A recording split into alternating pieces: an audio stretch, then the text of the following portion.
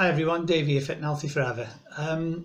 It's the 2nd of May today, and it's Wednesday, and it's time for my Medichecks blood test. Now, I have a blood test once a year, but the last 2 years I've had it off the doctor, which I've had to sort of kick and scream to get it. So I come across this company last year at the Body Power Expo in Birmingham. They gave me a free sample. I tested out their service and I've done a video on that. So if you've watched that, you'll realise how good the service is. So it's 12 months since then, and I've decided to go for a full blood test off them. So I ordered it Monday, which was the 30th of April, and it's a 3-day turnover from when you get this. So I ordered it Monday afternoon. It came yesterday, Tuesday, which is sort of lunchtime-ish. We were going to do it yesterday, the blood test, but you have to do it in the morning and send it back the same day. So we've had to wait till today, Wednesday. So this is the kit they send. It gives you all the instructions there, and it's got the lancets in there, along with the instruction booklet and the 2 little vials that you put the blood into. Once you've done that, there's a self-addressed envelope that you send it back in to the pathology lab, and if I get it back today, which I will be doing, by the weekend we should have the results on my online account with them. So I'm going to go ahead and do the test now, and then I'm going to put let you know the results once I get them at the weekend. If not Friday, it'll be Monday, because the 3-day turnover from today, I don't know if it includes today. So that's the kit. We're just about to do it now, and then I'll let you know how it works out.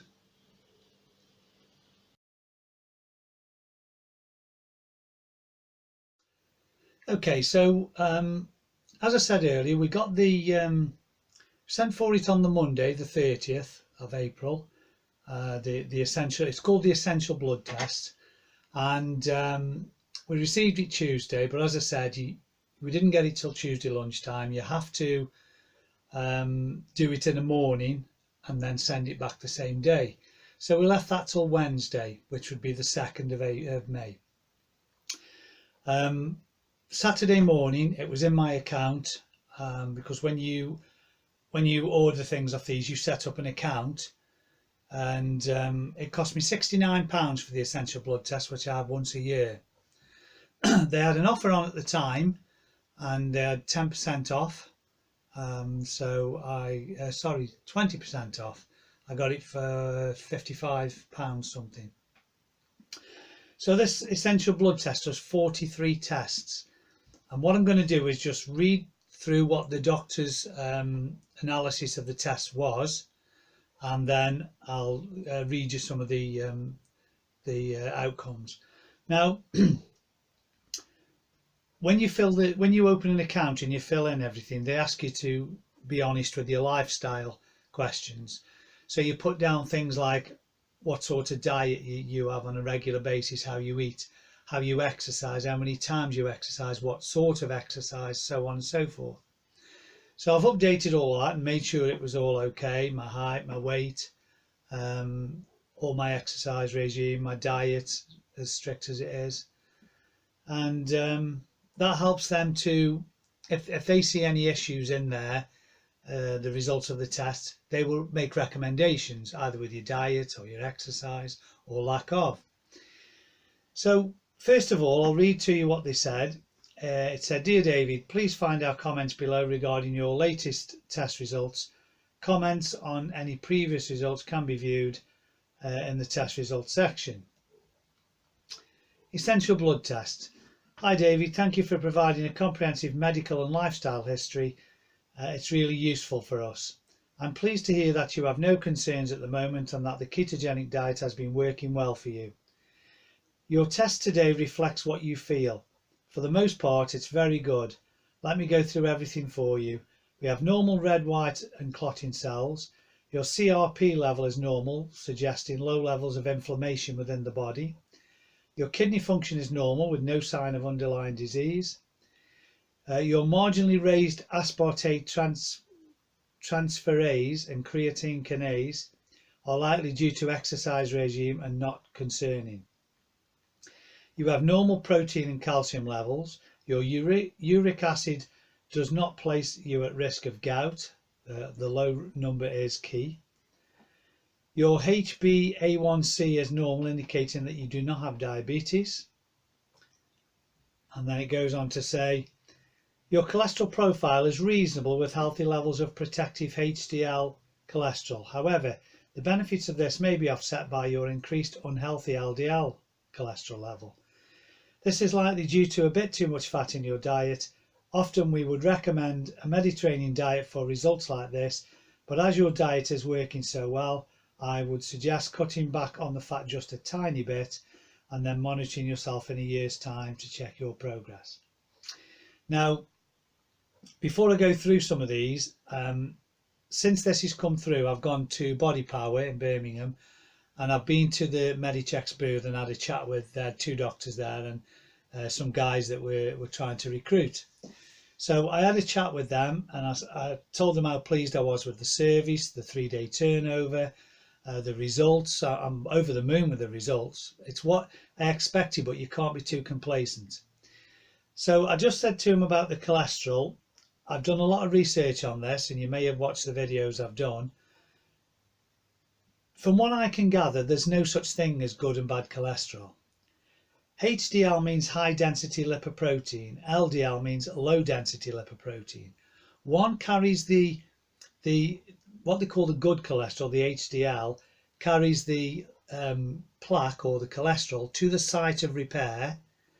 If there's any floating around that's left over after it's been the area's been repaired, the LDL or low density lipoprotein they consider bad takes it back to the liver for recycling. So it makes sense to me, that does, when I've researched it. So I think we're still behind the times. There's no such thing as good and bad cholesterol. They both have a role to play in the body.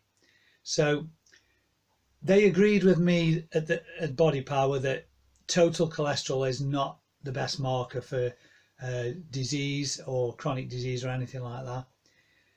We sort of debated a little bit about HDL, LDL. I don't think they were 100% on board with me, and I certainly wasn't on board with them. But I've done my research. They think they know different. That's fine. I'm open to debate with these things. So what we've done is sort of, if you like, agree to disagree. I do different tests, HDL to LDL and total to HDL, and I've gotten this off of Dr. McCullough in America, and he believes that this is a better marker than just total cholesterol. So as I say, they both have a role to play. So what we looked at next was they send a PDF through with all the results on there, and what they do, they give you minimums and maximums and where yours lies. So let's have a look at what we've got here.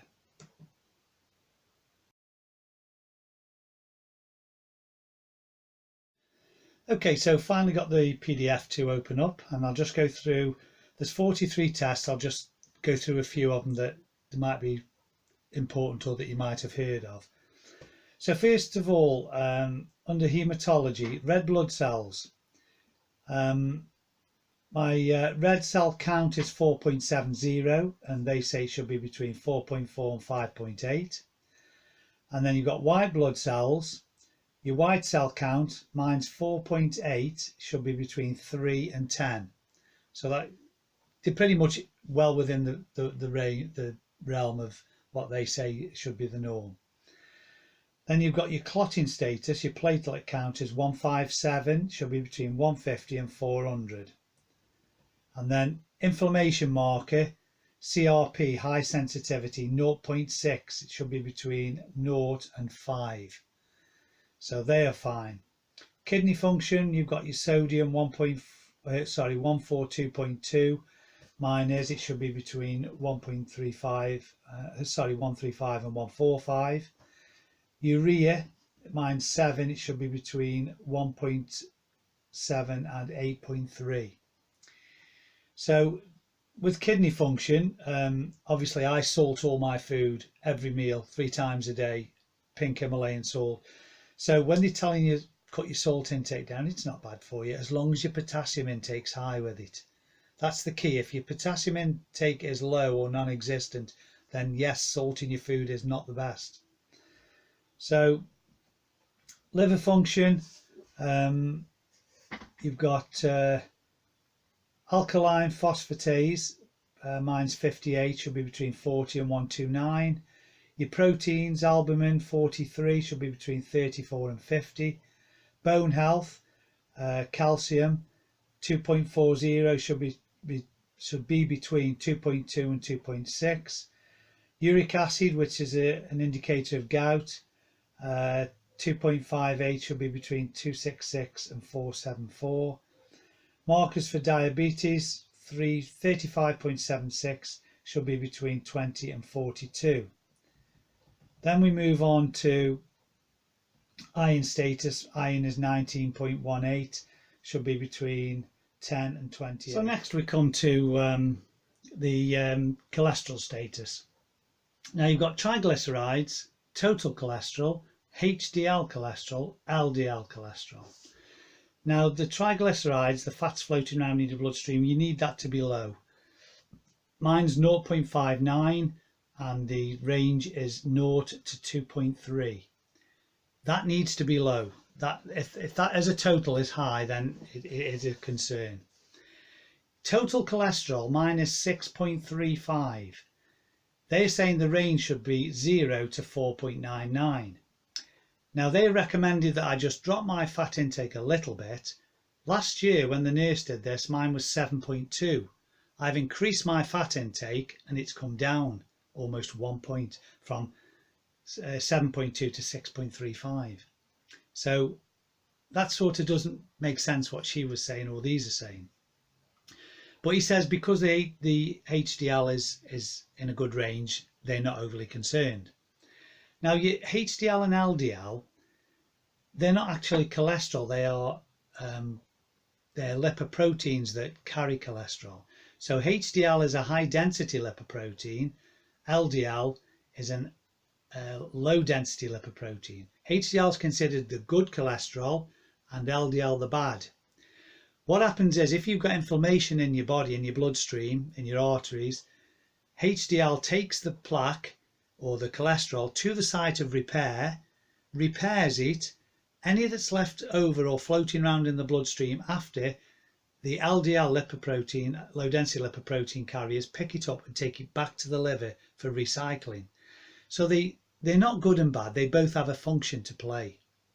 So I've read this book called Fat for Fuel by Dr. Joseph McCullough. This is a real good read. You need to get this if you're interested in health. Now what he's saying is the two best markers, and I have cross-referenced this, is HDL to total cholesterol and triglycerides to HDL, what they call the good cholesterol. So first of all, let's do HDL to total cholesterol. So what you do is look at your HDL and your total cholesterol. Total is 6.35. Divide that into your HDL, which is 2.58, and mine comes out at 40.62. They're saying it should be above 24, so it's well above. If it's below 10%, you're at risk of coronary heart disease. So that is apparently a better marker, and I tend to believe that from the research I've done. The other one you can do is triglycerides to HDL. So if you take those two, HDL cholesterol 2.58, divide it into triglycerides 0.59, and it comes out at 0.22. And they're saying it should be below 2. So it's well below, well in the range. Those are the two best markers. They were good last year and they were good the year before. So I wouldn't be overly concerned myself if the only concern they're saying is total cholesterol. I wouldn't be concerned. What they're saying is because my HDL is in a very good range. They're not overly concerned. They as a slight recommendation, they're saying just lower your fat intake just a tad, which I won't be doing because I understand how much you need fat in your diet. When you think along the lines of cholesterol, somewhere around 50% of your brain is cholesterol. All your hormones are made from cholesterol. Your membranes have got cholesterol, made partly by cholesterol. Your body makes up to 3 grams of cholesterol a day. Your body does. So why would your body make that and your brain be 50% cholesterol if it's bad for you? Doesn't make any sense. But this is another thing. It's all geared to pharmaceutical companies selling you medications. The doctors put you on medications. That's what makes them billions of dollars in revenue. And it's a scam. It's an absolute scam. So my percentage of heart disease risk is 40.62, which is what I've just said there. HDL to total cholesterol, 40.62.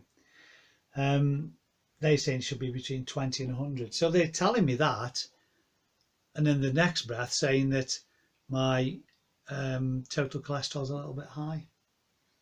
Doesn't make sense. But anyway, what I wanted to put that out there to say is, for £69 a year, and I got it at a 20% discount because they just got an offer on at the time. So I paid £55. It does 43 tests. It goes through your white blood cell, your iron status, your red blood cell, your cholesterol, your risk of heart disease, your iron, your calcium, everything.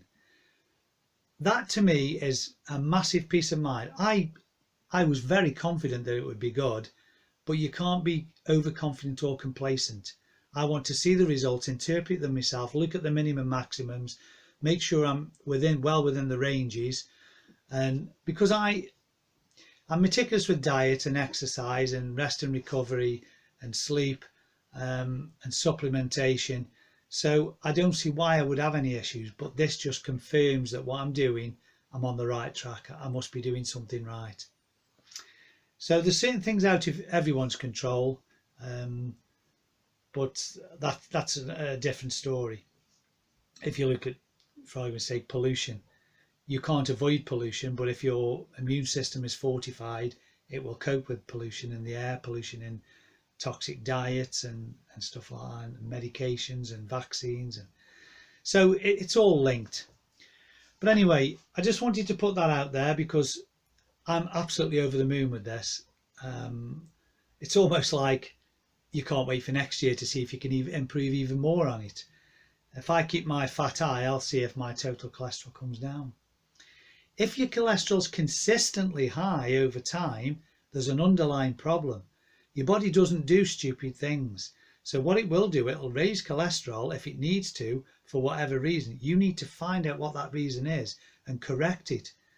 You don't just lower cholesterol with a drug because your body's saying I need it high because there's something wrong here, and you're dropping it down with a drug. It's eventually going to kill you. So anyway, again, that's another day. It always ends in a bit of a rant. Just wanted to put that out there. I'm so chuffed people take the time to listen. The last one I did on Medichecks has had nearly 600 views, and that is, whoa, that is off the scale for me. I'm so pleased with that people are actually taking notice. Whether you do anything about it, that's up to you. But if you've got the knowledge there and you know what's there and you know what you can do, that's half the battle. Whether you take it up or not, it's up to you. But I would seriously give this consideration for what it costs. They do loads of other little tests on things like thyroid, and for sports people you can have specific tests. They do lots of well-being tests, but I just wanted the essential one to tell me if everything that I'm doing is on the right track. So thank you for taking the time to listen. As always, stay fit and healthy forever, and like and subscribe, and just tell your friends if you think they might be interested. I steadily get views. I never expected to go off the charts with views. People like, with YouTube, people like controversy and things like that. things that are off the scale. They're not interested in being healthy. If you're in your 20s and 30s, it's probably the last thing on your mind, but it shouldn't be. And you need to look at it. So, as I've always said, at least if you've got the knowledge, you can choose whether you want to do something about it. So stay fit and healthy forever. Until the next video, thank you for your time.